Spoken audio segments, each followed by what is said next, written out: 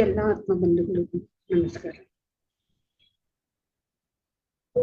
ಆನಾಪಾನಸತಿ ಧ್ಯಾನಕ್ಕೆ ಎಲ್ರಿಗೂ ಕೂಡ ಸ್ವಾಗತ. ಮಂಡಲ ಧ್ಯಾನಕ್ಕೆ ಎಲ್ರಿಗೂ ಕೂಡ ಸ್ವಾಗತ.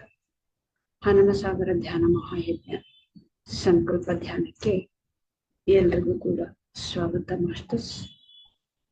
ಗುರುಜಿ ಬ್ರಹ್ಮಶ್ರೀ ಪಿತಾಮಹ ಪತ್ರಿಜಿ ಅವರಿಗೆ ನಮನವನ್ನು ತಿಳಿಸುತ್ತ, ಪ್ರಕೃತಿ ಮಾತೆಗೆ ನಮನವನ್ನು ತಿಳಿಸುತ್ತ ಧ್ಯಾನವನ್ನ ಪ್ರಾರಂಭ ಮಾಡೋಣ ಮಾಸ್ಟರ್ಸ್. ಪ್ರತಿದಿನದಂತೆ 9 ರಿಂದ 10 ತನಕ ಧ್ಯಾನ ಮತ್ತೆ ಸತ್ಸಂಗ ಇರುತ್ತೆ. 45 ನಿಮಿಷ ಧ್ಯಾನದ ನಂತರ ಧ್ಯಾನದ ಅನುಭವ ಇರುತ್ತೆ. ಮೊದಲಿಗೆ ನಾವು ಧ್ಯಾನವನ್ನ ಮಾಡೋಣ. ಧ್ಯಾನ ಮಾಡೋ ವಿಧಾನ, ಆರಾಮಾಗಿ ನಾವು ಕೂತ್ಕೊಳ್ಳೋಣ ಮಾಸ್ಟರ್ ಸುಖಾಸನದಲ್ಲಿ.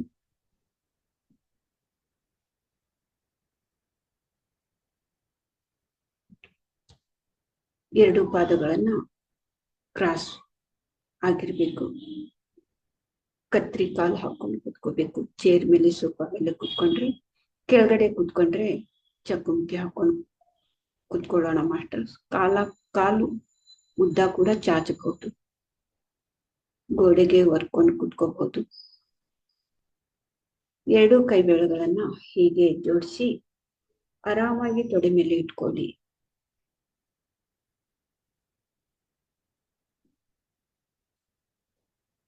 ಹಗುರವಾಗಿ ಕಣ್ಣು ಮುಚ್ಚೋಣ. ಸಹಜವಾಗಿ ನಡೀತಾ ಇರುವಂತ ಉಸಿರಾಟವನ್ನು ನಾವು ಗಮನಿಸೋಣ ಮಾಸ್ಟರ್ಸ್. ನಾವೇ ಜೋರಾಗಿ ಉಸಿರನ್ನು ತಗೊಳ್ಳೋದು, ಬಿಡೋದು, ಮತ್ತೆ ಆ ಉಸಿರನ್ನ ಹಿಡ್ಕೊಂಡು ಕುತ್ಕೊಳ್ಳೋದು ಒಳಗಡೆ, ಅದು ಯಾವುದು ಕೂಡ ಮಾಡಬಾರ್ದು. ಸಹಜವಾಗಿ ನಡೀತಾ ಇರುವಂತ ಉಸಿರಾಟವನ್ನ ಕಣ್ಣು ಮುಚ್ಚಿ ಆ ಉಸಿರಾಟವನ್ನ ನೋಡ್ತಾ ಇರ್ಬೇಕು. ಒಳಗಡೆ ನಾವು ತಗೊಳ್ತಾ ಇರ್ತೀವಿ, ಮತ್ತೆ ಅದು ಹೊರಗಡೆ ಬಿಡ್ತಾ ಇರ್ತೀವಿ. ಅದು ಸಹಜ, ಅದು ಕ್ರಿಯೆ ನಡೀತಾ ಇರುತ್ತೆ. ಸಹಜವಾಗಿ ಅದು ನಡೀತಾ ಇರುತ್ತೆ. ನಾವು ಮಾತಾಡುವಾಗ, ಮಲ್ಕೊಂಡಾಗ, ಊಟ ಮಾಡೋ ಪ್ರತಿ ಕ್ಷಣ ಕೂಡ ಆ ಉಸಿರು ನಡೀತಾ ಇರತ್ತಲ್ವಾ, ಆ ಉಸಿರನ್ನ ಕಣ್ಣು ಮುಚ್ಚಿ ಆ ಉಸಿರನ್ನ ನೋಡ್ತಾ ಇರ್ಬೇಕಷ್ಟೆ. ಅದ್ರ ಮೇಲೆ ನಮ್ಮ ಧ್ಯಾನ ಇರ್ಬೇಕು, ಅದ್ರ ಮೇಲೆ ಗಮನ ಇರ್ಬೇಕು, ಉಸಿರಾಟದ ಮೇಲೆ ಗಮನ. ಇದಕ್ಕೆ ಸುಖಮಯ ಪ್ರಾಣಾಯಾಮ ಅಂತಲೂ ಕೂಡ ಹೇಳ್ತಾರೆ ಮಾಸ್ಟರ್ಸ್. ಆನಾಪಾನಸತಿ ಧ್ಯಾನ ಅನ್ನೋದು ಪಾಳಿ ಭಾಷೆಯಲ್ಲಿ ಭಗವಾನ್ ಬುದ್ಧ ಅವರು ಇದನ್ನ 2500 ವರ್ಷಗಳ ಹಿಂದೆನೆ ಇದನ್ನ ಈ ಆನಾಪಾನಸತಿ ಧ್ಯಾನ ತಿಳ್ಕೊಂಡಿದ್ದಾರೆ. ಅವ್ರಿಗೆ ಜ್ಞಾನೋದಯ ಆಗಿದ್ದು ಈ ಆನಾಪಾನಸತಿ ಧ್ಯಾನದಿಂದಲೇ. ಇದನ್ನೇ ಮತ್ತೆ ನಮ್ಗೆ ಗುರುಜಿ ಬ್ರಹ್ಮಶ್ರೀ ಪಿತಾಮಹ ಪತ್ರಿಜಿ ಅವರು ನಮ್ಗೆ ತಿಳಿಸಿಕೊಟ್ಟಿದ್ದಾರೆ. ಈ ಧ್ಯಾನದಿಂದ ದುಃಖರಹಿತ ಜೀವನವನ್ನ ಜೀವಿಸೋದಿಕ್ಕೆ ತುಂಬಾ ಸರಳವಾದಂತಹ ಮಾರ್ಗ ಆನಾಪಾನಸತಿ ಧ್ಯಾನ. ಯಾವಾಗಲೂ ಕೂಡ ಆನಂದ ಚೈತನ್ಯದಿಂದ ಸಂಭ್ರಮದ ಜೀವನವನ್ನು ಜೀವಿಸೋದಕ್ಕೆ ಆನಾಪಾನಸತಿ ಧ್ಯಾನ, ದುಃಖರಹಿತ ಜೀವನವನ್ನು ಜೀವಿಸೋದಕ್ಕೆ ಆನಾಪಾನಸತಿ ಧ್ಯಾನ. ನಮ್ಮ ಮನೆಯಲ್ಲೇನೆ ಕುತ್ಕೊಂಡು ಈ ಧ್ಯಾನ ಸಾಧನೆಯನ್ನ ಮಾಡಬಹುದು ಮಾಸ್ಟರ್ಸ್. ಇದಕ್ಕೆ ಯಾವ ಗುರುನು ಬೇಕಾಗಿಲ್ಲ, ನಮ್ಮ ಉಸಿರೇ ನಮಗೆ ಗುರು.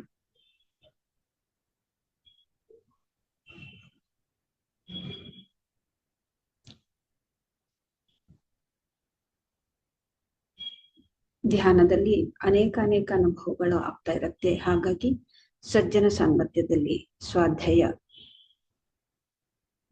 ನಾವು ಮಾಡೋದ್ರಿಂದ ನಮ್ಗೆ ಏನು ಕೂಡ ಡೌಟ್ ಇರೋಲ್ಲ, ಏನು ಡೌಟ್ ಇರಲ್ಲ. ಯಾವುದು ಕೂಡ ಡೌಟ್ ಇಲ್ಲದೆ ಇರುವಾಗ ನಾವು ತುಂಬಾ ಈಜಿಯಾಗಿ ಮುಂದೆ ಹೋಗ್ಬೋದು. ಆಧ್ಯಾತ್ಮಿಕ ಧ್ಯಾನದಲ್ಲಿ ನಾವು ಸರಳವಾಗಿ, ಸಹಜವಾಗಿ ನಾವು ಮುಂದೆ ಹೋಗೋದಿಕ್ಕೆ ತುಂಬಾ ಈಜಿ ಆಗತ್ತೆ. ಹಾಗಾಗಿ ಧ್ಯಾನ, ಸ್ವಾಧ್ಯಾಯ, ಸಜ್ಜನ ಸಾಂಗತ್ಯ ಈ ಮೂರು ಕೂಡ ದಿನಾಲೂ ನಾವು ನಮ್ಮ ಜೀವನದಲ್ಲಿ ಅಳವಡಿಸ್ಕೋಬೇಕು ಮಾಸ್ಟರ್ಸ್.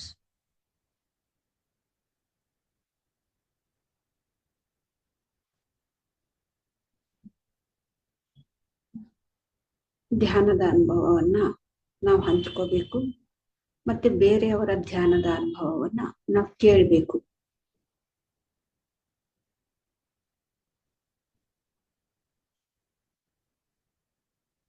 ಮತ್ತೆ ಎಷ್ಟೋ ಮಹಾತ್ಮರ ಒಂದು ಬುಕ್ಸ್ ಅನ್ನ ಬರೆದಿಟ್ಟಿರುವಂತಹ ಬುಕ್ಸ್ ಅನ್ನ ಓದೋದ್ರಿಂದ ನಮ್ಗೆ ಧ್ಯಾನದಲ್ಲಿ ಅನುಭವ ಆಗ್ತಾ ಇರುವಾಗ ಭಯ ಇರೋದಿಲ್ಲ.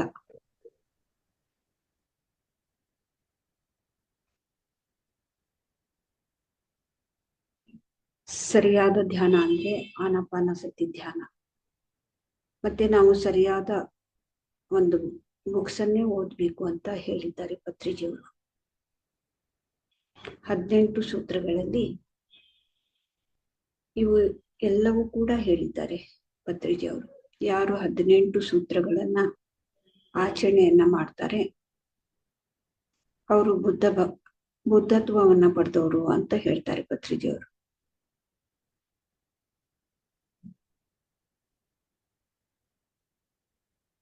ಹಬ್ಬ ಹರಿದಿನಗಳಲ್ಲಿ ನಾವು ಹೆಚ್ಚು ಸಮಯ ಧ್ಯಾನ ಮಾಡಬೇಕು.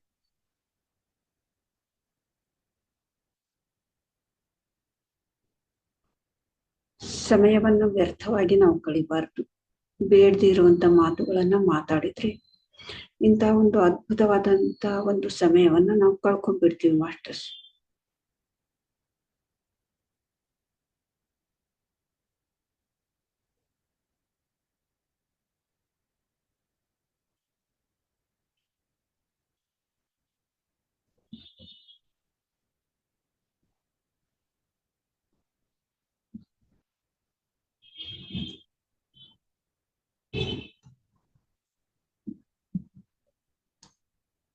ಯಾವುದೇ ಯೋಚನೆ ಬೇಡ ಮಾಸ್ಟರ್ಸ್. ಯೋಜನೆಗಳು ಬರ್ತಾ ಇದ್ರೆ ಅದ್ರ ಹಿಂದೆ ಹೋಗೋದು ಬೇಡ. ಮತ್ತೆ ಮತ್ತೆ ನಾವು ಉಸಿರಾಟವನ್ನೇ ಗಮನಿಸ್ತಾ ಇರೋಣ. ಪ್ರತಿದಿನ ಇದನ್ನೇ ನಾವು ಅಭ್ಯಾಸ ಮಾಡ್ಬೇಕು. ಪ್ರತಿ ಕ್ಷಣ ಕೂಡ ಸಮಯ ಸಿಕ್ಕಾಗಲೆಲ್ಲ ಉಸಿರಾಟದ ಜೊತೆಗೆ ಇರೋದನ್ನ ಅಭ್ಯಾಸ ಮಾಡ್ಬೇಕು. ಉಸಿರಿನಲ್ಲಿ ಸರ್ವಶಕ್ತಿ ಅಡಗಿದೆ masters.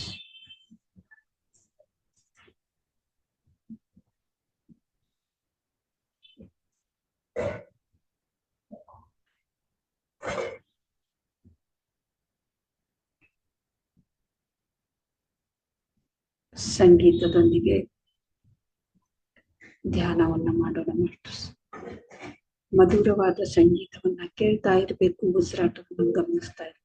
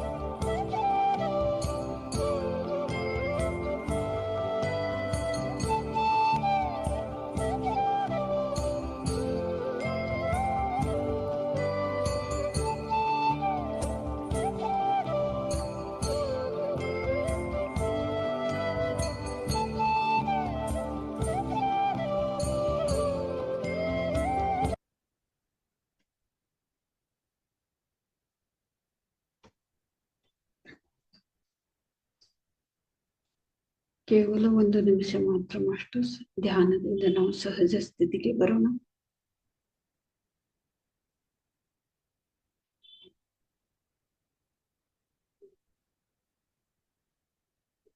Thirty seconds.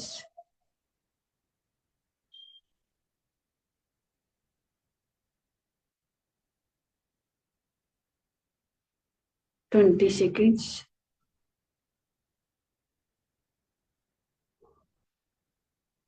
10 seconds. Okay masters, ಇವಾಗ ನಿಮ್ಮ 2 ಕೈಗಳನ್ನ ಕಣ್ಣಿನ ಮೇಲೆ ಇಟ್ಕೊಳ್ಳಿ. 5 seconds. 5, 4, 3, 2, 1, 0. ನಿಧಾನವಾಗಿ ನಿಮ್ಮ 2 ಕೈಗಳನ್ನ ನೋಡ್ತಾ ನಗು ಮುಖದಿಂದ ಹಗುರವಾಗಿ ಕಣ್ಬಿಡಿ ಮಾಸ್ಟರ್ಸ್. Thank you masters. ಇಷ್ಟೊತ್ತು ನಾವು ಧ್ಯಾನವನ್ನು ಮಾಡಿ ಧ್ಯಾನದ ಒಂದು ಅದ್ಭುತವಾದಂತಹ ಶಕ್ತಿಯನ್ನ ನಾವು ತಗೊಂಡಿದ್ದೀವಿ. ಧ್ಯಾನಕ್ಕೆ ನಾವು ಚಪ್ಪಾಳೆ ಮುಖಾಂತರ ಧನ್ಯವಾದವನ್ನು ತಿಳಿಸೋಣ. ಗುರುಜಿ ಬ್ರಹ್ಮಶ್ರೀ ಪಿತಾಮಹ ಪತ್ರಿಜಿಯವರಿಗೂ ಕೂಡ ನಾವು ಚಪ್ಪಾಳೆ ಮುಖಾಂತರ ಧನ್ಯವಾದವನ್ನು ತಿಳಿಸೋಣ. ಪ್ರಕೃತಿ ಮಾತೆಗೆ ನಾವು ಧನ್ಯವಾದವನ್ನು ತಿಳಿಸೋಣ. ನಾವು ವಾಸವಾದಂತಹ ಮನೆಗೂ, ನಮ್ಮ ಕುಟುಂಬದವರಿಗೂ, ನಮ್ಮ ಸಮಾಜಕ್ಕೆ ನಾವು ಧನ್ಯವಾದವನ್ನ ತಿಳಿಸೋಣ ಮಾಸ್ಟರ್ಸ್. ನಮ್ಮ ಶರೀರಕ್ಕೆ, ನಮ್ಮ ಶರೀರದ ಪ್ರತಿಯೊಂದು ಅಂಗಕ್ಕೂ ಕೂಡ ನಾವು ಧನ್ಯವಾದವನ್ನ ತಿಳಿಸೋಣ. ಜೂಮ್ ಅಲ್ಲಿ ವೀಕ್ಷಿಸುತ್ತಿರುವಂತಹ ಎಲ್ಲ ಆತ್ಮಬಂಧುಗಳಿಗೂ ಕೂಡ ನಾವು ಧನ್ಯವಾದವನ್ನ ತಿಳಿಸೋಣ. ಹಾಗೆ ಇವತ್ತು ನಮ್ಮ ಜೊತೆಗೆ ಧ್ಯಾನದ ಅನುಭವವನ್ನು ಹಂಚಿಕೊಳ್ಳೋದಕ್ಕೆ ಶೇಖರಪ್ಪ ಸರ್ ಅವರು ಬಂದಿದ್ದಾರೆ. ಅವ್ರಿಗೂ ಕೂಡ ನಾವು ಚಪ್ಪಾಳೆ ಮುಖಾಂತರ ಧನ್ಯವಾದವನ್ನ ತಿಳಿಸೋಣ. Thank you masters. Thank you. ನಮಸ್ತೆ ಸರ್. ಇವತ್ತು ನಮ್ಮ ಜೊತೆಗೆ ಚಳ್ಳಕೆರೆಯಿಂದ ಶೇಖರಪ್ಪ ಸರ್ ಅವರು ಅನುಭವವನ್ನ ಹಂಚಿಕೊಳ್ಳೋದಿಕ್ಕೆ ಬಂದಿದ್ದಾರೆ. ಸರ್, ನಿಮ್ಗೆ PMCSSK ಟೀಮ್ ವತಿಯಿಂದನೂ ಕೂಡ ಮತ್ತೆ ಹನುಮಸಾಗರ ಟೀಮ್ ವತಿಯಿಂದನೂ ಕೂಡ ನಿಮ್ಗೆ ಸ್ವಾಗತವನ್ನ ಕೋರ್ತಾ ಇದ್ದೀವಿ ಸರ್. ನಿಮ್ಮ ಒಂದು ಧ್ಯಾನದ ಅನುಭವ, ನಿಮ್ಮ ಒಂದು ನೀವು ಯಾವಾಗ ಧ್ಯಾನಕ್ಕೆ ಬಂದ್ರಿ ಅಂತ ಹೇಳಿ ನಿಮ್ಮ ಅನುಭವ ಮುಖಾಂತರ ಎಲ್ರಿಗೂ ಕೂಡ ತಿಳಿಸ್ಬೇಕು ಅಂತೇಳಿ ವಿನಂತಿಸಿಕೊಳ್ತಾ ಇದ್ದೀವಿ. Over to sir. Thank you. ನಮಸ್ಕಾರ ಮೇಡಮ್. ನನ್ನ ಹೆಸರು ಶೇಖರಪ್ಪ ಕುರಿ ಅಂತೇಳಿ. ನಾನು ಶಿಕ್ಷಕ ವೃತ್ತಿಯಲ್ಲಿ ಸೇವೆ ಸಲ್ಲಿಸುತ್ತಿದ್ದೇನೆ, ಸರ್ಕಾರಿ ಸೇವೆಯಲ್ಲಿನ. ಈ ಒಂದು ದಿನಾಂಕ 28/1/2025 9 ಮಾರ್ಚ್ 2025 ನಡೆಯುವ ಬ್ರಹ್ಮರ್ಷಿ ಪಿತಾಮಹ ಪಿತ್ರಾರ್ಜಿ ಪತ್ರಿಜಿಯವರ ದಿವ್ಯ ಆಶೀರ್ವಾದದೊಂದಿಗೆ ಲೋಕ ಕಲ್ಯಾಣಕ್ಕಾಗಿ ಹನುಮಸಾಗರದಲ್ಲಿ ದಿನಾಂಕ 16ರಂದು ಧ್ಯಾನ ಮಹಾಯಜ್ಞ ಹಮ್ಮಿಕೊಂಡ ಪ್ರಯುಕ್ತ ಈ ಒಂದು 41 ದಿವಸ ಮಂಡಲ ಧ್ಯಾನದ ಈ ಒಂದು ತಮ್ಮ ಮಾರ್ಗದರ್ಶನದಲ್ಲಿ ನಡೀತಾ ಇದೆ. ನಮ್ಮ ಹನುಮಸಾಗರದ ಪರವಾಗಿ ತಮಗೆ ತುಂಬ ಧನ್ಯವಾದಗಳು. ಈ ಒಂದು ಅವಕಾಶವನ್ನ ಕಲ್ಪಿಸಿಕೊಟ್ಟದ್ದಕ್ಕೆ. ನಾನು ಈ ಒಂದು ಧ್ಯಾನದ ಅನುಭವವನ್ನ ಹೇಳ್ಬೇಕಂತಂದ್ರೆ, ಈ ಒಂದು ಧ್ಯಾನದ video on sir, video on ಮಾಡಿದ್ರೆ ಚೆನ್ನಾಗಿರುತ್ತೆ. ಹಾ, ಮಾತಾಡಿ ಸರ್. ಹ್ಮ್. ನಾನು ಸುಮಾರು 15 ವರ್ಷದಿಂದ ಈ ಒಂದು ಮಾರ್ಗದಲ್ಲಿ ನಡೀತಾ ಇದ್ದೇನೆ. ಮೊದಲು ನಮ್ಮ ಹಣಂಸಾಗರದ ಯೋಗ ಗುರುಗಳಾದಂತಹ ಶ್ರೀ ಶಿವಶಂಕರ ಮೆದಿಕೇರಿಯವರ ನೇತೃತ್ವದಲ್ಲಿ ಹಣಂಸಾಗರದಲ್ಲಿ ಈ ಒಂದು ಯೋಗ ಪ್ರಾಣಾಯಾಮ ಕ್ಲಾಸ್ಗಳನ್ನ ಪ್ರಾರಂಭ ಮಾಡಿದರು ಉಚಿತವಾಗಿ. ಆದರೂ ಸಹಿತ ಒಳ್ಳೆಯ ಕೆಲಸಕ್ಕೆ ಬಹಳಷ್ಟು ಆಸಕ್ತಿ ಕಡಿಮೆ ಅನ್ನುವ ಹಾಗೆ ಅವರು ಪ್ರತಿ ದಿವಸ ಯೋಗ ಕ್ಲಾಸಿಗೆ ಬಂದರೂ ಸಹಿತ ಬಹಳಷ್ಟು ಯೋಗಾಸಕ್ತರು ಬರದೇ ಇದ್ದ ಪ್ರಯುಕ್ತ ಆಗಾಗ ಅದು ಸ್ಟಾಪ್ ಆಗ್ತಿತ್ತು. ಮುಂದೆ ನಮಗೆ ಶ್ರೀ ವಿರೂಪಾಕ್ಷ ಗುರೂಜಿ ಅಂತೇಳಿ ಸಹಜ ಸ್ಥಿತಿ ಯೋಗ ಅಂತೇಳಿ ಒಂದು ಕ್ಲಾಸನ್ನ ನಮ್ಮ ಹಣಂಸಾರ ಗ್ರಾಮದಲ್ಲಿ ಮಾಡಿದರು.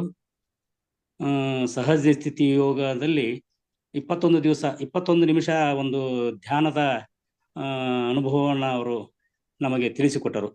ಅದರಲ್ಲಿ ಬ್ರಹ್ಮೋಪದೇಶ ಅಂತೇಳಿ ಒಂದು ಮಂತ್ರವನ್ನು ಹೇಳಿ ನಾವು ಧ್ಯಾನವನ್ನು ಯಾವ ರೀತಿ ಮಾಡ್ಬೇಕಂತೇಳಿ ಅವರು ತಿಳಿಸಿಕೊಟ್ರು. ಅಂದಿನ 19 ನಾವು ಸುಮಾರು 2010ರಿಂದ ಇರಬಹುದು. ಅಲ್ಲಿಂದ ನಾವು ನಿರಂತರವಾಗಿ ಯೋಗ ಮತ್ತು ಧ್ಯಾನದಲ್ಲಿ ನಾನು ತೊಡಗಿದ್ದೇನೆ. ಮುಂದೆ ಶ್ರೀ ಆನಂದ್ ಕಾಟ್ವಾ ಅವರು ಪತಂಜಲಿ ಯೋಗ ಗುರುಗಳ ಒಂದು ಪ್ರಾಣಾಯಾಮವನ್ನು ಪ್ರತಿ ದಿವಸ ಉಚಿತವಾಗಿ ನಮ್ಮ ಹಣಂಸಾರದ ಕಾಲೇಜು ಮೈದಾನದಲ್ಲಿ ಹಮ್ಮಿಕೊಳ್ಳುತ್ತಾರೆ. ಪ್ರತಿ ದಿವಸ ನಾವು 5 ಹೋಗಿ 7 ಗಂಟೆವರೆಗೆ ಆ ಪ್ರಾಣಾಯಾಮ ಮತ್ತು ಧ್ಯಾನವನ್ನ ಅಲ್ಲಿ ಮಾಡ್ತಾ ಇದ್ದೇವೆ. ಮತ್ತೆ ಶ್ರೀ ಏಕನಾಥ್ ಮೆದಿಕೇರಿ ಸರ್ ನಮ್ಮ ಕ್ಲಾಸಿಗೆ ಬಂದು ಆನಾಪಾನ ಸತಿಯ ಧ್ಯಾನವನ್ನ ಅವರು ಪರಿಚಯ ಮಾಡಿಕೊಟ್ಟರು. ಏಕನಾಥ್ ಮೆದಿಕೇರಿ ಸರ್ ನಮ್ಮ ಜೊತೆಗಿದ್ದು ಆ ಧ್ಯಾನವನ್ನ ನಾವು ಯಾವ ರೀತಿ ಮಾಡಬೇಕು ಅಂತೇಳಿ ನಮ್ಮ ಸಹಜ ಸ್ಥಿತಿ ಯೋಗ ಮತ್ತು ಅಡ್ವಾನ್ಸ್ ಮೆಡಿಟೇಷನ್ ಕೋರ್ಸ್ ಎರಡರಲ್ಲಿಯೂ ಸಹಿತ 1 ಗಂಟೆಯ ಧ್ಯಾನದ ಪರಿಚಯವನ್ನ ಮಾಡಿದರೂ ಸಹಿತ ನಾವು 1 ಗಂಟೆ ಧ್ಯಾನವನ್ನ ಮಾಡಲಿಕ್ಕೆ ಬಹಳಷ್ಟು ನನಗೆ ತೊಂದರೆ ಆಗ್ತಿತ್ತು. ನೇರವಾಗಿ ಕುಂತು ಮಾಡಲಿಕ್ಕೆ ಆಗ್ತಾ ಇದ್ದಿಲ್ಲ. ಆದ್ರೆ ಈ ಒಂದು ಆನಾಪಾನ ಸತಿಯಲ್ಲಿ 2 ಕೈಗಳ ಬೆರಳನ್ನ ಜೋಡಿಸಿ ನಾವು ಮಾಡಿದ್ರೆ ನಮಗೊಂದು ರೀತಿಯಿಂದ ಇದು ನಮಗೆ ಸರಳ ಅನಿಸ್ತು. ಮತ್ತೆ ಯಾವುದೇ ರೀತಿಯಲ್ಲಿ ನೋವು ಕಾಣಿಸ್ಕೊಳ್ತಾ ಇಲ್ಲ. ಈ ಯೋಗದಿಂದ ಸಾಕಷ್ಟು ನಾನು ಸುಧಾರಣೆಯನ್ನ ಕಂಡಿದ್ದೇನೆ. ಮನಸ್ಸಿನ ನೆಮ್ಮದಿ ಮತ್ತು ಮನಃಶಾಂತಿಯನ್ನ ಪಡೆದುಕೊಂಡಿದ್ದೇನೆ. ನಮ್ಮ ದೇಹದಲ್ಲಿ ಸಾಕಷ್ಟು ಆರೋಗ್ಯ ಸುಧಾರಣೆಯಾಗಿದೆ. ಯಾವುದೇ ರೀತಿಯಲ್ಲಿ ಮನಸ್ಸಿಗೆ ದಿನವಿಡೀ ನಾವು ಅತ್ಯಂತ ಏನಪ್ಪಾ ಅಂತಂದ್ರೆ ಉಲ್ಲಾಸದಿಂದ ಉತ್ಸಾಹದಿಂದ ಕಾರ್ಯಚಟುವಟಿಕೆಗಳನ್ನ ಮಾಡ್ತಾ ಇದ್ದೇವೆ. ನಮ್ಮ ಎಲ್ಲಾ ಸಹೋದ್ಯೋಗಿ ಮಿತ್ರಗಳು ನೀವು ಈಗ ನಮ್ಗೆ 55 ವರ್ಷ ಇದ್ರು ಸಹಿತ ನೀವು ಎಷ್ಟೊಂದು ಆಕ್ಟಿವ್ ಆಗಿ ಕೆಲಸ ಮಾಡ್ತೀರಿ. ಶೇಖರಪ್ಪ ಸರ್ ಎಷ್ಟೊಂದು ಉತ್ಸಾಹದಿಂದ ಕೆಲಸ ಮಾಡ್ತಾರೆ. ಯಾವಾಗಲೂ ಅವರು ನೋಡಿದ್ರೆ ನಮ್ಗೆ ಯಾವುದೇ ರೀತಿಯಲ್ಲಿ ಅವ್ರ ಮನಸ್ಸು ಅವರಲ್ಲಿ ನಿರುತ್ಸಾಹ ಇಲ್ಲ, ಅವರಲ್ಲಿ ಬೇಜಾರು ಅನ್ನೋದು ನಾವು ಕಂಡೇ ಇಲ್ಲ ಅಂತ ಹೇಳ್ತಾರೆ. ನಾ ಹೇಳ್ತೀವಿ ಅವ್ರಿಗೆ, ನಮ್ಮ ಶಿಕ್ಷಕರ ತರಬೇತಿಯಲ್ಲಿ ಸಹಿತ ಈ ಯೋಗವನ್ನ ಮಾಡಿದ್ರೆ ನಾವು ಯಾವ ರೀತಿ ಬದುಕುವುದು ಆರೋಗ್ಯವಾಗಿ ನಾವು ಯಾವ ರೀತಿ ಪ್ರತಿ ದಿವಸ ಅದನ್ನು ಜೀವನದಲ್ಲಿ ಅಳವಡಿಸಿಕೊಳ್ಬೇಕಂತೇಳಿ ಅವರಿಗೆಲ್ಲ ನಾನು ಹೇಳಿದಾಗ, ಹೌದು ಸರ, ನಿಮ್ಮ ಜೀವನದಲ್ಲಿ ನೀವೇನು ಅಳವಡಿಸ್ಕೊಂಡ್ರಲ್ಲ ನಾವು ಸಹಿತ ಆ ರೀತಿ ಪ್ರತಿ ದಿವಸ ಮಾಡ್ತೀವಿ ಅಂತೇಳಿ ಅವರು ಹೇಳ್ತಾ ಇದ್ದಾರೆ. ಇವತ್ತ ಆಹಾರ ಪದ್ಧತಿಯಲ್ಲಿ ಸಾಕಷ್ಟು ಕಲುಷಿತ ಆಗಿರೋದ್ರಿಂದ ನಾವು ಪ್ರತಿ ದಿವಸ ಯೋಗ ಮತ್ತು ಪ್ರಾಣಾಯಾಮವನ್ನು ಕಡ್ಡಾಯವಾಗಿ ನಾವು ಮೀಸಲಿಟ್ಟು ಅಂದಿರೋದಕ್ಕೆ. ಯಾಕಂದ್ರೆ ಇದು ಸ್ವಲ್ಪ ದಿವಸ ಬಿಟ್ರೆ ಹೊಳ್ಳಿ ಅದು ಮಾಡ್ಲಿಕ್ಕೆ ಮನಸ್ಸ ಬರೋದಿಲ್ಲ. ಆದ್ದರಿಂದ ನಾವು ಮನಸ್ಸಿನಲ್ಲಿ ನಿಶ್ಚಯ ಮಾಡಿ ಪ್ರತಿ ದಿವಸ ನಾವು ಇದಕ್ಕಾಗಿ ಸಮಯವನ್ನು ಮೀಸಲಿಟ್ಟು ಇದನ್ನ ನಾವು ಮಾಡಲೇಬೇಕು ಅಂತೇಳಿ ತೀರ್ಮಾನ ಮನಸ್ಸಿನಲ್ಲಿ ಮಾಡಿಕೊಂಡ್ರೆ ಮಾತ್ರ ಈ ಒಂದು ಸಾಧನೆಯಲ್ಲಿ ಸಾಗ್ಲಿಕ್ಕೆ ಸಾಧ್ಯ ಅಂತೇಳಿ ಹೇಳ್ಬೋದು. ಮೇಡಮ್ ಅವರು ಇಲ್ಲೇ ಕರಿಸಿದ್ದೇಶ್ವರ ಮಠದಾಗ ತಾವು ಬಂದಾಗ ತಮ್ಮ ಜೀವನದ ಅನುಭವಗಳನ್ನು ಹೇಳಿ ನಮಗೆ ಬಹಳಷ್ಟು ಆಶ್ಚರ್ಯವಾಯಿತು. ನಿಮ್ಮ ಒಂದು ಉತ್ಸಾಹ, ನಿಮ್ಮ ಚಟುವಟಿಕೆಗಳನ್ನ ನಾವು ಪಾಲಿಸಬೇಕಾಗುತ್ತೆ, ನಿಮ್ಮ ಮಾರ್ಗದರ್ಶನದಲ್ಲಿ ನಾವು ನಡಿಬೇಕಂತೇಳಿ ಈ ಸಂದರ್ಭದಲ್ಲಿ ನಾನು ಹೇಳಬಯಸ್ತೇನೆ. ಆದ್ದರಿಂದ ನಮ್ಮ ದೇಹಕ್ಕೆ ನಾವು ಎದ್ದ ತಕ್ಷಣ ನಮ್ಮಲ್ಲಿ ಜಡತ್ವ ಇರುತ್ತ. ನಾವು ಎದ್ದ ತಕ್ಷಣ ನಮ್ಮ ದೇಹ ಯಾವಾಗಲೂ ಜಡತ್ವ ಇರುತ್ತ. ಆ ಜಡತ್ವವನ್ನು ಹೋಗಲಾಡಿಸ್ಬೇಕಾದ್ರೆ ನಾವು ಏನು ಮತ್ತಂದ್ರೆ ಮೊದಲ ಪ್ರಾಣಾಯಾಮ ಯೋಗವನ್ನ ಮಾಡ್ಬೇಕಾಗತ್ತ. ಯೋಗವನ್ನ ಮಾಡಿದಾಗ ನಮ್ಮಲ್ಲಿ ಆಕ್ಸಿಜನ್ ನಮ್ಮ ದೇಹದೊಳಗ ಹೋತಂತಂದ್ರ ನಮ್ಮ ಮನಸ್ಸು ಯಾವಾಗಲೂ ಪ್ರಫುಲ್ಲ ಆಗುತ್ತೆ. ನಾವು ಯಾವುದೇ ಚಟುವಟಿಕೆ ಮಾಡಲಿಕ್ಕೆ ನಮ್ಮ ದೇಹದ ಅಂಗಾಂಗಗಳಲ್ಲಿ ಆಕ್ಸಿಜನ್ ಹೋತಂತಂದ್ರ, ಪ್ರಾಣವಾಯು ಹೋತಂತಂದ್ರ ನಾವು ಆಕ್ಟಿವ್ ಆಗ್ತೀವಿ, ನಮ್ಮ ಮನಸ್ಸು ಪ್ರಸನ್ನ ಆಗುತ್ತೆ. ಆದ್ದರಿಂದ ನಾವು ನಿರೋಗಿಯಾಗಿರ್ಬೇಕಾದ್ರೆ ನಾವು ಹೆಚ್ಚು ಆರೋಗ್ಯವಂತರಾಗಿ ಖುಷಿಯಾಗಿ ನಾವು ಇರಬೇಕಾತಂತಂದ್ರ ಈ ಯೋಗ ಮತ್ತು ಪ್ರಾಣಾಯಾಮವನ್ನ ನಮ್ಮ ಜೀವನದಲ್ಲಿ ಅಳವಡಿಸಿಕೊಳ್ಳಬೇಕು. ಈ ಪ್ರಾಣಾಯಾಮವನ್ನ ನಾವು ಅಳವಡಿಸಿಕೊಂಡ್ರಂತಂದ್ರ ಆಟೋಮೆಟಿಕ್ ನಮ್ಮ ದೇಹ ಅದಕ್ಕೆ ಹೊಂದಾಣಿಕೆ ಆಗತ್ತೆ. ಊಟದ ವಿಷಯ ಇರ್ಬೋದು, ನಾವು ಬದುಕುವ ಶೈಲಿ ಇರ್ಬೋದು, ಎಲ್ಲಾ ರೀತಿಯಲ್ಲಿ ಸಹಿತ ನಮಗ ಇದು ಸಪೋರ್ಟ್ ಮಾಡುತ್ತೆ. ನಮ್ಮ ಲೈಫ್ ಸ್ಟೈಲ ಚೇಂಜ್ ಆಗಿಬಿಡುತ್ತೆ ಅಂತೇಳಿ ನಾನು ಇದರಿಂದ ಕಂಡುಕೊಂಡಿದ್ದೇನೆ.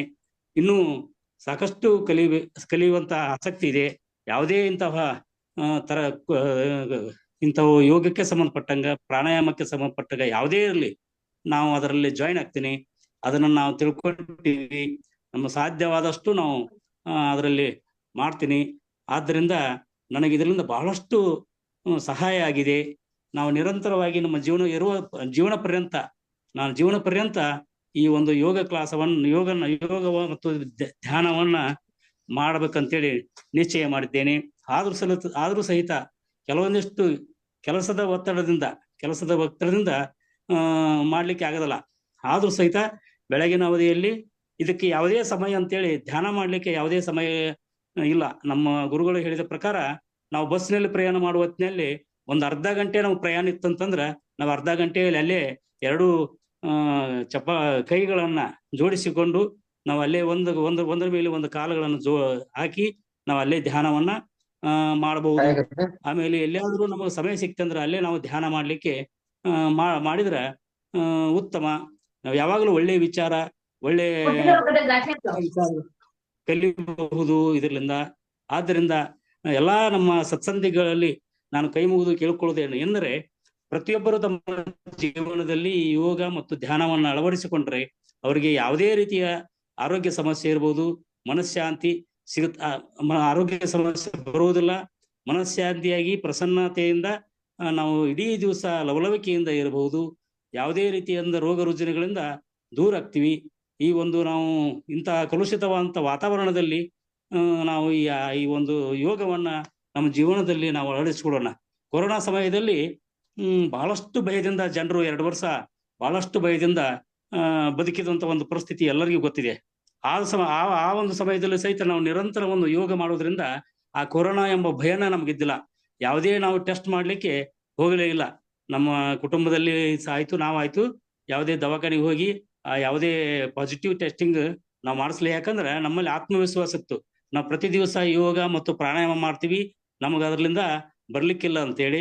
ಆದ್ರೂ ಸಹಿತ ನಮ್ಮ ವೃತ್ತಿಯಲ್ಲಿ ಸಾಕಷ್ಟು ನಮ್ಗೆ ಕೆಲಸ ಕಾರ್ಯಗಳನ್ನು ಕೊಟ್ಟರು. ಪ್ರತಿಯೊಂದು ರೋಗಿಗಳನ್ನ ಹೋಗಿ ಅಲ್ಲಿ ಅವ್ರಿಗೆ ಟೆಸ್ಟ್ ಮಾಡಿಸ್ಬೇಕು, ಪಾಸಿಟಿವ್ ಎಷ್ಟು ಬಂತು, ಎಷ್ಟು ಜನ ಆಸ್ಪತ್ರೆಗೆ ಆದ್ರು ಅಂತ ಒಂದು ಡ್ಯೂಟಿಯನ್ನ ಮಾನ್ಯ ಜಿಲ್ಲಾಧಿಕಾರಿಗಳವರು ನಮ್ಗೆ ವಹಿಸಿದ್ದರಿಂದ, ಕೆಲವೊಂದು ಏರಿಯಾವನ್ನು ವಹಿಸಿದ್ರಿಂದ ಆ ಎಲ್ಲಾ ಆಮೇಲೆ ಚೆಕ್ ಪೋಸ್ಟ್ ನಲ್ಲಿ ನಮಗೆ ಕೆಲಸವನ್ನ ಕೊಟ್ಟಿದ್ರಿಂದ ಅವೆಲ್ಲಾ ಒಂದು ಈ ಜವಾಬ್ದಾರಿಯನ್ನ ನಾವು ಮಾಡುವ ಸಮಯದಲ್ಲಿ ನಮಗೆ ಸಹಾಯಕ್ಕೆ ಬಂದಿದ್ದು ಯಾವ್ದಂತಂದ್ರ ಯೋಗ ಮತ್ತು ಪ್ರಾಣಾಯಾಮ. ಆದ್ದರಿಂದ ಯಾರು ತಮ್ಮ ಜೀವನದಲ್ಲಿ ಯೋಗ ಮತ್ತು ಪ್ರಾಣಾಯಾಮವನ್ನ ಅಳವಡಿಸುವಂತಾರ ಅವರ ಜೀವನ ಯಾವಾಗಲೂ ಶಿಸ್ತುಬದ್ಧವಾಗಿರುತ್ತದೆ. ಯಾವಾಗಲೂ ಉತ್ಸಾಹದಿಂದ ಲವಲವಿಕೆಯಿಂದ ಅವರು ಜೀವನವನ್ನ ನಡೆಸ್ತಾರ. ಆದ್ದರಿಂದ ಈ ಒಂದು ಮಹಾಯಜ್ಞ ಯೋಗದಲ್ಲಿ ಮಾರ್ಗದರ್ಶನ ಮಾಡಿದಂತಹ ನನ್ನ ಎಲ್ಲಾ ಯೋಗ ಗುರುಗಳಿಗೆ ನನ್ನ ಪ್ರಣಾಮಗಳನ್ನ ಸಲ್ಲಿಸುತ್ತೇನೆ. ತಾವು ಸಹಿತ ಪ್ರತಿ ದಿವಸ ಒಂದಿಲ್ಲೊಂದು ಈ ಒಂದು ಯೋಗದಲ್ಲಿ ತಾವು ತೊಡಗ್ರಿ. ಹೀಗೆ ಸಾಕಷ್ಟು ಯೋಗಕ್ಕೆ ಸಂಬಂಧಪಟ್ಟಂಗ, ಪ್ರಾಣಾಯಾಮಕ್ಕೆ ಸಂಬಂಧಪಟ್ಟಂಗ ಇವತ್ತು ಸಾಕಷ್ಟು ಮಾಹಿತಿ ನಮಗೆ ಲಭ್ಯವಿದೆ. ಗೂಗಲ್ನಲ್ಲಿ, ಆಮೇಲೆ ಭೌತಿಕವಾಗಿ ಸಾಕಷ್ಟು ಇದೆ. ಆದ್ದರಿಂದ ಯಾವುದೇ ಒಂದು ಮೂಲದಿಂದ ಆದ್ರೂ ಸಹಿತ ಯಾವುದೇ ಒಂದು ಗುರುಗಳು ಹೇಳ್ತಾರಂತಂದ್ರ ಆ ಸದಾವಕಾಶವನ್ನ ಬಿಟ್ಕೊಡ್ಬಾರ್ದು. ಆ ಸದಾವಕಾಶಕ್ಕೆ ನಾವು ಅಲ್ಲಿ ಪಾಲ್ಗೊಂಡು ಅವ್ರ ಮಾರ್ಗದರ್ಶನದಲ್ಲಿ ನಾವು ಯೋಗವನ್ನ ಮಾಡಿದ್ರ ನಮಗೆ ಅತ್ಯಂತ ಉಪಯುಕ್ತ ಅಂತ ಹೇಳ್ಬೋದು. ಇವತ್ತು ನಮಗೆ ಆನಂದ ಕಾಟ್ವಾ ಅವರು ಪ್ರತಿ ದಿವಸ ನಮಗ ಹೈಸ್ಕೂಲ್ ಮೈದಾನದಲ್ಲಿ ಭಸ್ತ್ರಿಕಾ ಪ್ರಾಣಾಯಾಮ, ಕಪಾಲಭಾತಿ, ಅನುಲೋಮ ವಿಲೋಮ ಹಿಂಗ ಸಾಕಷ್ಟು ಆ ಯೋಗಗಳ ಬಗ್ಗೆ ಹೇಳಿಕೊಡ್ತಾ ಇದ್ದಾರೆ. ಅವರಿಗೂ ಸಹಿತ ನಾನು ಧನ್ಯವಾದಗಳನ್ನ ಅರ್ಪಿಸುತ್ತಿದ್ದೇನೆ. ಈ ಒಂದು ಸಂದರ್ಭದಲ್ಲಿ ನಮಗೆ ಇಲ್ಲಿ ನಮ್ಮ ಅನುಭವಗಳನ್ನು ಹಂಚಿಕೊಡ್ಲಿಕ್ಕೆ ಅವಕಾಶ ಮಾಡಿಕೊಟ್ಟಂತ ಎಲ್ಲಾ ಯೋಗ ಸಾಧಕರಿಗೆ ಸತ್ಸಂಗಿಗಳಿಗೆ ನನ್ನ ಅನಂತ ನಮಸ್ಕಾರಗಳನ್ನ ತಿಳಿಸ ಬಯಸ್ತೇನೆ. ಎಲ್ಲರಿಗೂ ನಮಸ್ಕಾರ madam. Thank you sir, thank you so much. ನೀವು ಸತತವಾಗಿ ಯೋಗ ಮತ್ತೆ ಧ್ಯಾನ ಮತ್ತೆ ಪ್ರಾಣಾಯಾಮದಲ್ಲಿ ತುಂಬಾ ಒಂದು ಆರೋಗ್ಯದಲ್ಲಿ ಸುಧಾರಣೆ ಇದೆ, ಮತ್ತೆ ಯಾವಾಗ ಕೂಡ ಆರೋಗ್ಯವಾಗಿರ್ತೀರಿ, ಮತ್ತೆ ಎಲ್ಲಾ ಕೆಲಸನೂ ಕೂಡ ಒಂದು ತುಂಬಾ ಸರಳ ಅಂದ್ರೆ ಈಸಿಯಾಗಿ ನೀವು ಮಾಡ್ತೀರಿ. ಅದನ್ನ ಜನಗಳು ಕೂಡ ಗುರುತಿಸಿದ್ದಾರೆ. ಶೇಖರಪ್ಪ ರವರು ತುಂಬಾ ಆಕ್ಟಿವ್ ಆಗಿರ್ತಾರೆ, ಯಾವಾಗ್ಲೂ ಕೂಡ ಎಲ್ಲಾ ಕೆಲ್ಸನೂ ಕೂಡ ಅಚ್ಚುಕಟ್ಟಾಗಿ ಮಾಡ್ತಾರೆ, ಯಾವಾಗ್ಲೂ ಕೂಡ ಆನಂದವಾಗಿರ್ತಾರೆ ಅಂತೇಳಿ ಜನ ಕೂಡ ನಿಮ್ಮನ್ನ ಗುರುತಿಸಿದ್ದಾರೆ. ಅದಕ್ಕೆ ಕಾರಣ ಏನು ಅಂದ್ರೆ ಧ್ಯಾನ ಮತ್ತೆ ಪ್ರಾಣಾಯಾಮ, ಅದ್ರ ಜೊತೆಗೆ ಧ್ಯಾನ ಕೂಡ ನೀವು ಮಾಡ್ತೀರಿ ಅಂತ ಹೇಳಿದ್ರಿ. ಹಾಗೆ ನೀವು ಪ್ರತಿ ದಿನಾನು ಕೂಡ ಇದನ್ನ ಜೀವನದಲ್ಲಿ ನೀವು ಅಳವಡಿಸ್ಕೊಂಡಿದ್ದೀರಾ ಅಂತ ಹೇಳಿದ್ರಿ. ತುಂಬಾ ಅದ್ಭುತವಾದಂತಹ ವಿಷಯವನ್ನ ನಮ್ಗೆ ತಿಳಿಸ್ಕೊಟ್ಟಿದ್ದೀರಾ sir. Thank you. PMC SHK ವತಿಯಿಂದನೂ ಕೂಡ ಮತ್ತೆ ಹನುಮಸಾಗರ್ ಟೀಮ್ ವತಿಯಿಂದನೂ ಕೂಡ ನಿಮ್ಗೆ ಧನ್ಯವಾದಗಳನ್ನ ತಿಳಿಸ್ತಾ ಇದ್ದೀನಿ. ಮತ್ತೆ ಮಾರ್ಚ್ 16ನೇ ತಾರೀಕು ಹನುಮಸಾಗರದಲ್ಲಿ ಧ್ಯಾನ ಮಹಾಯಜ್ಞ ಮತ್ತೆ ಸಸ್ಯಾಹಾರ ಜಾಥಾ ಅಂಥೇಳಿ ಒಂದು ದಿನದ ಕಾರ್ಯಕ್ರಮವನ್ನ ಇಟ್ಕೊಂಡಿದ್ದೀವಿ. ನೀವು ಎಲ್ಲರನ್ನೂ ಕೂಡ ಆ ಒಂದು ಕಾರ್ಯಕ್ರಮಕ್ಕೆ ಕರೆದುಕೊಂಡು ಬರಬೇಕು ಅಂತ ಹೇಳಿ ನಾನು ವಿನಂತಿಸಿಕೊಳ್ತಾ ಇದ್ದೀನಿ. Thank you sir. Thank you sir. ನಮಸ್ತೆ ಮೇಡಮ್, ತಮಗೂ ಧನ್ಯವಾದ. ನಮಸ್ಕಾರ ಮೇಡಮ್. ನಮಸ್ತೆ ಸರ್. ಏಕನಾಥ್ ಸರ್ ನೀವು ಮಾತಾಡೋದು. ಎಲ್ಲರಿಗೂ ಎಲ್ಲ ಧ್ಯಾನ ಬಂಧುಗಳಿಗೆ ನಮಸ್ಕಾರ. ಹಾಗೂ ಈ ಧ್ಯಾನಕ್ಕೆ ಮೂಲಭೂತ ಗುರುಗಳಾದ ಬ್ರಹ್ಮರ್ಷಿ ಪತ್ರಿಜಿ ಅವರನ್ನು ಸ್ಮರಿಸುತ್ತಾ, ಹಾಗೂ ಈ ನಮ್ಮ ಗ್ರೂಪ್ ಅನ್ನ ನಡೆಸ್ಕೊಂತ ಹೋಗತಕ್ಕಂತ ನಮ್ಮ ಲಲಿತಾ ಮಾಸ್ಟರ್ ಹಾಗೂ SSK ಪಟೇಗಾರ್ ಗ್ರೂಪ್ ವತಿಯಿಂದ ಹಾಗೂ ನಮ್ಮ ಹನುಮಸಾಗರ ಧ್ಯಾನ ಬಳಗದ ವತಿಯಿಂದ ನಮ್ಮ ಕುರಿಸರ ತಮ್ಮ ಅನುಭವವನ್ನ ಒಳ್ಳೆ ಚೆನ್ನಾಗಿ ಹೇಳಿದ್ರು. ಧ್ಯಾನದಿಂದ ಅನೇಕ ಲಾಭಗಳಿವೆ. ಪತಂಜಲಿ ಯೋಗದ ಆಯಾಮಗಳು ಇರ್ತವೆ. ವ್ಯಾಯಾಮ ಶರೀರ ಸದೃಢ ಇದ್ದಾಗ ಮಾಡ್ಲಿಕ್ಕೆ ಸಾಧ್ಯ ಆಗುತ್ತೆ. ಶರೀರ ಸದೃಢ ಆದ ನಂತರ ಕೆಲವು ಆಯಾಮಗಳನ್ನ ಮಾಡ್ಲಿಕ್ಕೆ ಆಗಲ್ಲ.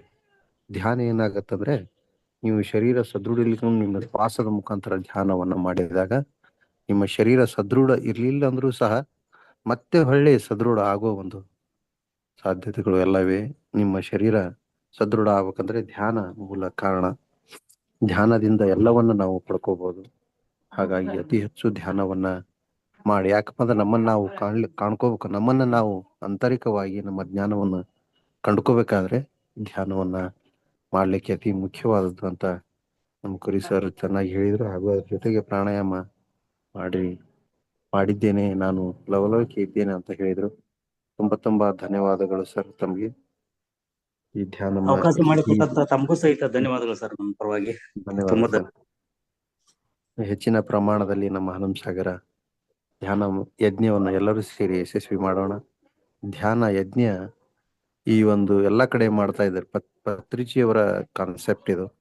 ಧ್ಯಾನ ಯಜ್ಞ ಮಾಡುವುದರಿಂದ ಲೋಕ ಕಲ್ಯಾಣಕ್ಕಾಗಿ ಮಾಡೋದು. ಇದು ಲೋಕ ಕಲ್ಯಾಣ ಮತ್ತು ಹನುಮಸಾಗರ ಒಂದೇ ಅಲ್ಲ, ಇದು ಟೋಟಲ್ ಆಗಿ ಲೋಕ ಕಲ್ಯಾಣ. ಹನುಮಸಾಗರ ಸುತ್ತಮುತ್ತಲು ಏನೇನು ಬರ್ತದೆ ಎಲ್ಲ ಪ್ರದೇಶಗಳಲ್ಲಿ ಆ ಧ್ಯಾನದ ಎನರ್ಜಿ ಫುಲ್ ಹರ್ಕೊಳತ್ತೆ. ಇದು ಜ್ಞಾನ Urja, cosmic energy highest flow ಆಗುತ್ತೆ ಧ್ಯಾನಕ್ಕೆ ಕುಂತಾಗ. ಹಾಗಾಗಿ ಊರಿನ ಜೊತೆಗೆ ಲೋಕ ಕಲ್ಯಾಣ ಸಹ ಆಗತ್ತೆ, ಅದ್ರ ಜೊತೆಗೆ ನಮ್ಮ ಕಲ್ಯಾಣ ಸಹ ಆಗತ್ತೆ. ಅಂತ ಒಂದು ಕಲ್ಯಾಣ ಕಾರ್ಯಕ್ಕೆ ನಾವು ಎಲ್ಲರೂ ಕೈ ಜೋಡಿಸಿ ಹೆಚ್ಚಿನ ಸಂಖ್ಯೆಯಲ್ಲಿ ಬಂದು ಭಾಗವಹಿಸಿ ಯಶಸ್ವಿಯನ್ನ ಮಾಡೋಣ ಅಂತ ಮತ್ತೊಮ್ಮೆ ಎಲ್ಲರೂ ಹೆಚ್ಚಿನ ಸಂಖ್ಯೆಯಲ್ಲಿ ಭಾಗವಹಿಸಿ ಈ ಕಾರ್ಯಕ್ರಮವನ್ನ ಯಶಸ್ವಿ ಮಾಡೋಣ ಅಂತ ಹೇಳಿ, ಮತ್ತು ತಮಗೆ ಈ ಒಂದು ಗ್ರೂಪ್ ನಲ್ಲಿ ಬಂದು ಅನುಭವನ ಹಂಚಿದಕ್ಕಾಗಿ ತುಂಬ ಹೃದಯ ಧನ್ಯವಾದಗಳು. ನಮಸ್ಕಾರ ಸರ್.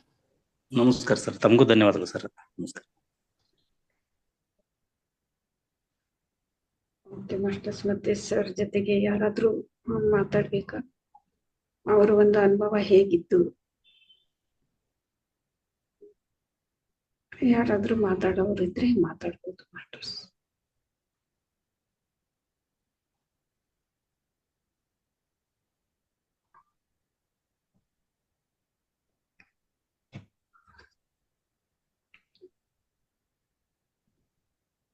Okay masters.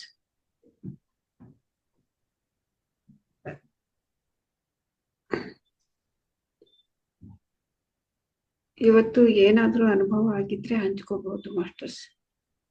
ನಿಮಗೆ ಏನಾದ್ರೂ ಅನುಭವ ಆಗಿದ್ರೆ ಹಂಚ್ಕೋಬಹುದು.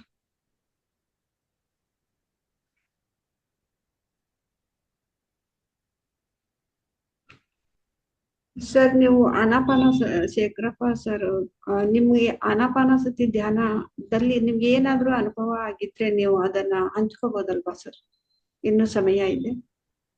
ಈ ಆನಾಪಾನಸತಿ ಧ್ಯಾನದಲ್ಲಿ ನಾವು ಸಾಕಷ್ಟು ಅನುಭವ ಆಗಿದೆ ಮೇಡಮ್. ಅದು ಹೇಳಲಿಕ್ಕೆ ನನಗೆ ಅದೇ ಪದಗಳಿಲ್ಲ ಪದಗಳಿಲ್ಲ ಹೇಳ್ಬೋದು. ಇನ್ನು ಸಮಯ ಇದೆ. ಆನಾಪಾನಸತಿಯಲ್ಲಿ ನಾವು ಎಲ್ಲಿ ಆಮೇಲೆ ನಾವು ಆನಾಪಾನಸತಿ ಧ್ಯಾನಕ್ಕೆ ಕುಂತ್ರ ನಾವು ಪೂರ್ತಿ ಮರ್ತ ಬಿಡ್ತೀವಿ. ನಮ್ಮ ಎಲ್ಲೆಲ್ಲೋ ಮನಸ್ಸು ಹೋಗಿರುತ್ತ. ಆದ್ರೂ ಸಹಿತ ನಾವು ಎದ್ರ ಕಡೆನೂ ಉಸಿರಾಟದ ಕಡೆ ಮಾತ್ರ ಗಮನ ಇರುತ್ತ ಏನ್ರಿ ಮೇಡಮ್ ಕಂಡುಕೊಂಡಂಗ. ಆಮೇಲೆ ನಮ್ಮ ಮೆದುಳಿನಲ್ಲಿ ನಮ್ಮ ತಲೆಯಲ್ಲಿ ಸಾಕಷ್ಟು ವಿಶ್ರಾಂತಿ ಒಂದು ಸಿಗುತ್ತ. ಜೊತೆಗೆ ಬೇರೆ ಬೇರೆ ಅನುಭವಗಳು ಆಗ್ತಿರ್ತಾವ ನಮ್ಗೆ ಅದರಲ್ಲಿ ಏನ್ರಿ ಮೇಡಮ್ರ. ಈಗ ನಾನು 1 ಗಂಟೆ ಧ್ಯಾನ ಮಾಡಿದ್ರು ಸಹಿತ ಯಾವುದೇ ಆಯಾಸ ಆಗದಲ್ಲ, ಏನಾಗದಲ್ರಿ ಏನ್ರಿ. ಸಾಕಷ್ಟು ಅನುಭವಗಳಾಗಿವೆ, ಸಾಕಷ್ಟು ಸಂತೋಷ ನೆಮ್ಮದಿಯನ್ನ ಪಡ್ಕೊಂಡಿರ್ತದ್ರಲ್ಲಿಂದ ಮನಸ್ಸಿಗೆ.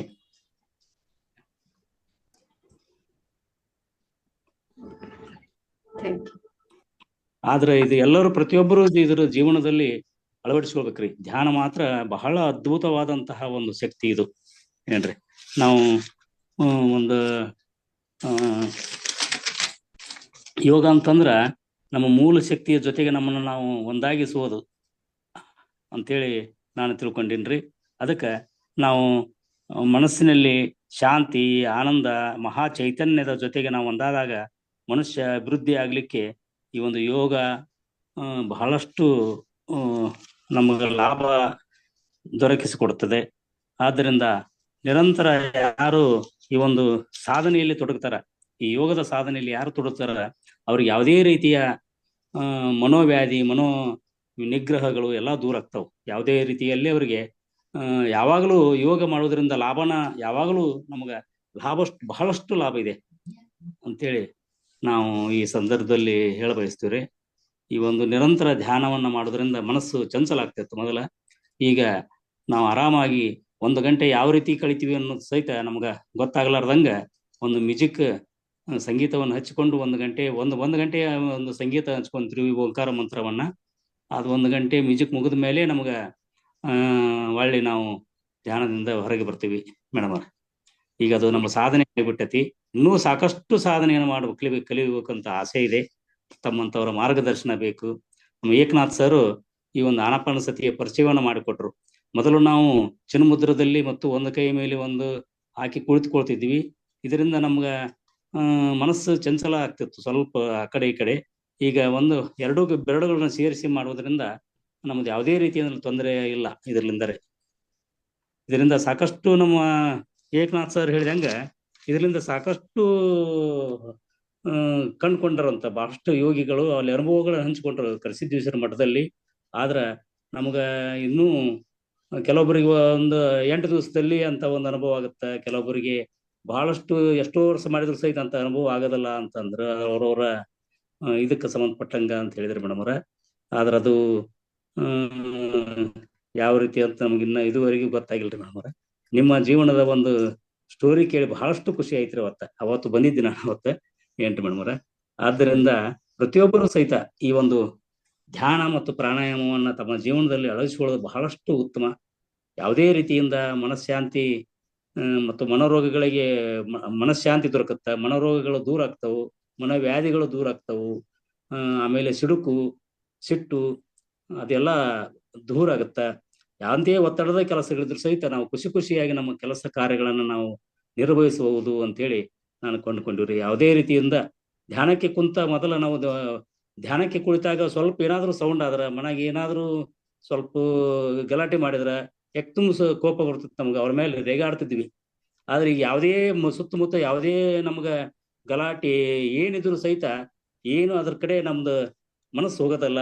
ನಾವೀಗ ಧ್ಯಾನವನ್ನ ಆರಾಮಾಗಿ ಎಂತ ಗದ್ದಲದಲ್ಲೂ ಸಹಿತ ಕುಂತು ಧ್ಯಾನ ಮಾಡುವಂತ ಒಂದು ಅನುಭವ ನಮ್ಗೆ ಆಗ್ಯದ್ರಿ ಮೇಡಮ್ ಅವ್ರ. ಏನ್ರಿ? ಸರ್, ತುಂಬಾ ಒಂದು ಅದ್ಭುತವಾದಂತ ಇದೇ ಒಂದು ಅನುಭವ ಸರ್. ನಿಮ್ಗೆ ಅನುಭವ ಅಂದ್ರೆ ಎಲ್ಲ ಅದು ಗತ ಜನ್ಮ ನೋಡೋದು, ದಿವ್ಯ ದೃಷ್ಟಿಯಿಂದ ನೋಡೋದು ಅಷ್ಟೇ ಅಲ್ಲ. ಇವಾಗ ನಿಮ್ಮಲ್ಲಿ ಕೋಪ ಹೋಗಿದೆ ಅಂತ ಹೇಳ್ತಾ ಇದ್ದೀರಾ, 1 hour ನೀವು ಧ್ಯಾನಕ್ಕೆ ಕೂತ್ಕೊಳ್ತಾ ಇದ್ದೀರಾ, ಮತ್ತೆ ಮನಸ್ಸು ಆ ಕಡೆ ಈ ಕಡೆ ಹೋಗ್ತಾ ಇಲ್ಲ, ಚಂಚಲ ಆಗ್ತಾ ಇಲ್ಲ ಅಂತ ಹೇಳಿ ಹೇಳ್ತಾ ಇದ್ದೀರಾ. ಇದು ಕೂಡ ಒಂದು ಅನುಭವನೇ. ಎಲ್ಲದೂ ಒಂದು ಅನುಭವನೇ ಸರ್. ಒಬ್ಬೊಬ್ರಿಗೆ ಒಂದೊಂದು ರೀತಿಯ ಎಲ್ಲಿ ಅನುಭವ ಆಗ್ತಾ ಇರತ್ತೆ. ತುಂಬಾ ಒಂದು ಅದ್ಭುತವಾದಂತ ಅನುಭವವನ್ನ ನಿಮ್ಗೂ ಕೂಡ ಆಗಿದೆ. Thank you sir. ಒಂದು ಆನಾಪಾನಸತಿ ಧ್ಯಾನದಲ್ಲಿ ನಿಮ್ಮ ಮನಸ್ಸಿನ ಸ್ಥಿತಿ ಶಾಂತಿ ಮತ್ತೆ ಸಮಾಧಾನದಿಂದ ಯಾವಾಗಲೂ ಕೂಡ ಇರತ್ತೆ ಅಂತ ಹೇಳಿ ತುಂಬಾ ಅದ್ಭುತವಾಗಿ ತಿಳಿಸ್ಕೊಟ್ರೆ. ಅದ್ರ ಜೊತೆಗೆ ಯೋಗ ಮತ್ತೆ ಪ್ರಾಣಾಯಾಮ ಕೂಡ ನೀವು ಮಾಡ್ತಾ ಇದ್ದೀರಾ ಅಂತ ಹೇಳಿ ತುಂಬಾ ಧನ್ಯವಾದ ಸರ್. Thank you. ಕಳೆದ ವರ್ಷ ಈಶ್ವರಿ ಬ್ರಹ್ಮಕುಮಾರಿ ಈಶ್ವರಿ ವಿದ್ಯಾಲಯ ಮೌಂಟ್ ಅಬುಕ್ ಹೋಗಿದ್ದೀರಿ ಮೇಡಮ್. ಅಲ್ಲಿ 10 ದಿವಸ ಅಲ್ಲಿ ಓನ್ಲಿ ಧ್ಯಾನ ಬಿಟ್ರೆ ಬೇರೆ ಯಾವುದೇ ಇಲ್ರಿ. ಅಲ್ಲಿ ಯಾವುದೇ ಮೂರ್ತಿ ಪೂಜೆ ಅಂತವ ಯಾವುದೇ ಇರಲ್ಲ. ಅಲ್ಲಿ ಅದ್ಭುತವಾದಂತಹ ಎಲ್ಲಿ ಆ ಒಂದು ಮೌಂಟ್ ಅಬುದಲ್ಲಿ ಎಲ್ಲಿ ನೋಡಿದ್ರು ಧ್ಯಾನ ಮಂದಿರಗಳು ಇದ್ರು. ನಾವು ಇದ್ದಂತ ರೂಮಿನಲ್ಲಿ ಒಳಗ ಅಲ್ಲಿ ಹಾಲ್ನಲ್ಲಿ ಓನ್ಲಿ ಅಷ್ಟೊಂದು ಧ್ಯಾನಕ್ಕೆ ಮಹತ್ವ ಐತ್ರಿ. ಅದು ನಮಗೆ ಬಹಳಷ್ಟು ಎಫೆಕ್ಟಿವ್ ಆತ್ರಿ ಮೇಡಮ್. ಅದರಿಂದ ಕೆಲವೊಂದಷ್ಟು ಅದಕ್ಕೆ ಇಂಥವು ಏನಾದ್ರೂ ಅವಕಾಶಗಳು ಸಿಕ್ಕಾಗ ಅದನ್ನ ನಾವು ಸದುಪಯೋಗ ಪಡ್ಕೊಂಡ್ರ ಅದರಿಂದ ನಮಗೆ ಒಳ್ಳೇದಂತೇಳಿ ನಾ ಕಂಡ್ಕೊಂಡಿಟ್ರಿ ಮೇಡಮ್. ನಮಸ್ಕಾರ. ನೀವು ಇದು ಬೆಂಗಳೂರು ಪಿರಮಿಡ್ ವ್ಯಾಲಿಗೆ ಬಂದಿಲ್ವಾ ಸರ್? ಇಲ್ಲಿ ಬೆಂಗಳೂರಲ್ಲಿ ಪಿರಮಿಡ್ ವ್ಯಾಲಿ ಇಲ್ರಿ ಮೇಡಮ್, ಬಂದಿಲ್ರಿ. ಅವಕಾಶ ಸಿಕ್ಕಂದ್ರೆ ಬರ್ತೀವ್ರಿ. ಒಂದ್ಸತಿ ಬನ್ನಿ ಸರ್. ಇಲ್ಲಿನೂ ಕೂಡ ಬಂದು ಧ್ಯಾನ ಮಾಡಿ. ಬೆಂಗಳೂರು ಪಿರಮಿಡ್ ವ್ಯಾಲಿಯಲ್ಲಿನೂ ಕೂಡ ನಿಮ್ಗೂ ಅಲ್ಲಿ ಬಂದ್ರೆ ಅಲ್ಲಿ ತುಂಬಾ ಚೆನ್ನಾಗಿದೆ ಸರ್. ಪಿರಮಿಡ್ ಅಲ್ಲಿ ಕೂತ್ಕೊಂಡು ಧ್ಯಾನ ಮಾಡೋದ್ರಿಂದ ನಿಮ್ಗೆ ಒಳ್ಳೆ ಅನುಭವನೂ ಕೂಡ ಆಗುತ್ತೆ. ಮತ್ತೆ ಅವಾಗ ಸಮಯ ಸಿಕ್ಕಿದ್ರೆ ನೀವು ಬಂದು ಅದಕ್ಕೋಸ್ಕರನೂ ಕೂಡ ನೀವು ಬರ್ಬೋದು. ಧ್ಯಾನಕ್ಕೋಸ್ಕರ, ಅದು ಪಿರಮಿಡ್ ನೋಡೋದಕ್ಕೋಸ್ಕರ ಅಲ್ಲಿ ಕೂತ್ಕೊಂಡು ಧ್ಯಾನ ಮಾಡೋದಕ್ಕೆ ನೀವು ಅಲ್ಲಿ ಬಂದು ಧ್ಯಾನ ಮಾಡಿ ಸರ್. ಮತ್ತೆ ಅಲ್ಲಿ ಒಂದು ಪ್ರಕೃತಿ ತುಂಬಾ ಚೆನ್ನಾಗಿದೆ. ಎಲ್ಲೆಲ್ಲೋ ಹೋಗ್ತಾ ಇರ್ತೀವಿ, ಇಂತ ಒಂದು ಜಾಗದಲ್ಲಿ ಬಂದು ಧ್ಯಾನ ಮಾಡ್ಬೇಕು. ತುಂಬಾ ಚೆನ್ನಾಗಿರುತ್ತೆ. ಬರ್ತೀವ್ರಿ ಮೇಡಮ್. ಸ್ವಲ್ಪ ಅವಕಾಶ ಮಾಡ್ಕೊಂಡು ನಮ್ಮ ಸತ್ಸಂಗ ಬಳಗದರಿ ಎಲ್ಲಿಯಾದ್ರೂ ನಾವು ಇಂತ ಕಾರ್ಯಕ್ರಮಕ್ಕೆ ಹೋಗ್ತಿರ್ತೀವಿ ಮೇಡಮ್. ಖಂಡಿತ ಬಂದು ಬರ್ತೀವ್ರಿ ಮೇಡಮ್. ನಮಸ್ಕಾರ. ಮಾಸ್ಟರ್ಸ್ ಹಲೋ ದ್ರಾಕ್ಷಾಯಣಿ ಮೇಡಮ್ ಮಾತಾಡಿ ಮೇಡಮ್. ನಮಸ್ತೆ. ನಮಸ್ತೆ ಮೇಡಮ್. ನಮಸ್ತೆ. ಸರ್ ಹೇಳ್ದು ಕೇಳ್ಕೊಂಡಿವಿ. ಅವರು ನಾವು ಯಾವಾಗ್ಲೂ ಮಾಡ್ತಾನೆ ಇರ್ತೀವಿ ಯೋಗ ಪ್ರಾಣಾಯಾಮ. ಇವಾಗ ಹೇಳಿದ್ರಲ್ರಿ ಶೇಖರಪ್ಪ ಸರ್, ಅದ್ರಲ್ಲಿ ಈಗಾಗಲೇ ಬಾಳ ವರ್ಷ ಆತು ಮಾಡಕತ್ತಿ. ಅವರು ನಾವು ಮಾಡ್ತಾನೆ ಇರ್ತೀವಿ. ಈ ಧ್ಯಾನನು ಸ್ವಲ್ಪ ಅವಾಗ್ಲಿಂದ ಸ್ಟಾರ್ಟ್ ಆಗೇ ಬಿಟ್ಟೈತಿ, ಮಾಡ್ತೇವಿ. ಏನು ಬಾರಿ ಅನ್ಸುತ್ತ ಮಾಡಕ್ ಕುಂತ್ರ. ದೇಹಕ್ ಮನಸ್ಸಿಗೆ ನೆಮ್ಮದಿ ಸಿಗುತ್ತ, ದೇಹ ಹಳವಾರ ಆದಂಗ ಆಗತ್ತ, ಏನೋ ತೇಲ್ದಂಗ ಅಂತ ಅನುಭವ ಆಗತ್ತ. ಆಮೇಲೆ ಬೆಳಗ್ಗೆ ಟೈಮ್ ಮಾಡಿದ್ರ ಒಂದು ರೌಂಡ್ ಹಳದಿ ಕಲರ್ ಒಂದು ರೌಂಡ್ ಸ್ವಲ್ಪ ಕಾಣಿಸುತ್ತ ಮನಸ್ಸಿನೊಳಗ. ಕಣ್ ಮುಚ್ಕೊಂಡ್ ಕುಂತಾಗ ಹಂಗ ಮಮ್ಮಿ ಆಗೈತ್ ನನಗ. ಆತರ ಒಂದು 1 year ಆಗೈತ್ ಬಿಡ್ರಿ. ಆತರ ಆಗತ್ತ. ಬಾರಿ ಹೆಲ್ದಿ ಆಗತ್ತ ಮನುಷ್ಯ. ಪರವಾಗಿಲ್ಲ, ಬಾಳ ಎಷ್ಟು ಮಾಡಿದ್ರು ಕಡಿಮೆನ, ಎನರ್ಜಿನೂ ಬಾಳ ಬರುತ್ತ. ಸರ್ ಹೇಳ್ದಂಗ ಎಲ್ಲಾ ಅವ್ರ ಹೇಳ್ದಂಗ ಎಲ್ಲಾ ನಿಜ ಅದು. ಮತ್ ಮನೆಯಾಗೂ ಸಮಾಧಾನ ನೆಮ್ಮದಿ ಇರುತ್ತೆ. ಯಾವಾಗ್ಲೂ ಕಿರಿಕಿರಿ ಮಾಡಂಗಿಲ್ಲ, ಏನಿಲ್ಲ. ನಮ್ಮ ಪಾಡಿಗೆ ನಾವು ಕೆಲಸ ಮಾಡೋದು, ಆರಾಮ್ ತಗೋದು ಅಷ್ಟ ಮಾಡೋದು. ಆಮೇಲೆ ಯಾರ ಸಿಟ್ಟಿಗದ್ದು ಏನ್ರ ಅಂದ್ರು ಈಗ ನಾವು ಏನು ಅನ್ನಕ್ ಆಗೋದಿಲ್ಲ, ಏನು ಅನ್ನೋದಿಲ್ಲ. ಸುಮ್ನೆ ಇರ್ತೀವಿ, ಸಮಾಧಾನವಾಗಿರ್ತೀವಿ. ಸಿಟ್ಟು ಬರಂಗಿಲ್ಲ, ಯಾವ್ದೇ ರೀತಿ ಟೆನ್ಷನ್ ಆಗಂಗಿಲ್ಲ, ಏನಿಲ್ಲ. ಆಮೇಲೆ ನಾವು ಬೆಂಗಳೂರು ಕನಕಪುರ ಪಿರಾಮಿಡ್ಗೆ ಬಂದಿದ್ದೇನ್ರಿ. 2 days ಬಂದಿದ್ದೆ. ಬಂದು ಅದೊಂದು ಫೋಟೋ ಇಟ್ಟೇನ್ರಿ ನೋಡ್ರಿ. ಅಲ್ಲಿ ಹೋಗಿ ನಾನು ಧ್ಯಾನ ಮಾಡಿ ಬಂದೀನಿ. ಅಲ್ಲಿ ಹೋಗಿ ಮಾಡಿ ಬಂದೇನ್ರಿ. ಕನಕಪುರ ಇದ್ರೊಳಗೆ ಬರ್ತ ನೋಡ್ರಿ ಅದು. ಹೇಗಿತ್ತು ಮೇಡಮ್ ಅಲ್ಲಿ ಧ್ಯಾನಕ್ಕೆ? ಬಾರಿ ಅನುಭವ ಬಿಡ್ರಿ, ಆದ್ರ ಸ್ವಲ್ಪ ದಿನ ಇರ್ಬೇಕು ಅನ್ಸುತ್ತಲ್ಲೇ. ಹಂಗ ಅವಸರ ಮಾಡಿ ಹೋಗಿ ಅವಸರ ಮಾಡಿ ಬರುವಂಗ ಆತರ ಇಲ್ಲ.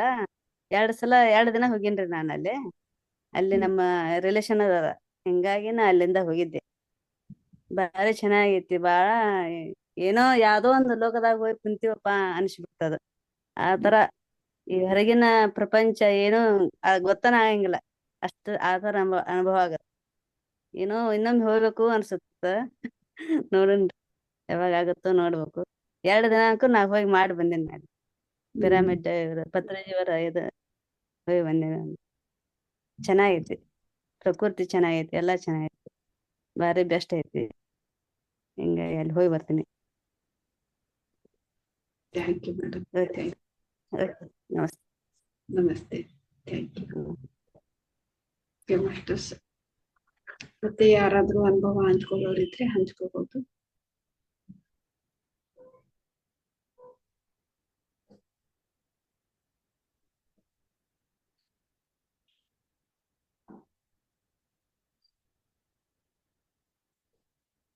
ಓಕೆ ಮಾಸ್ಟರ್ಸ್, ಮತ್ತೆ ನಾಳೆ ನಾವು ಸಿಗೋಣ ಬೆಳಿಗ್ಗೆ.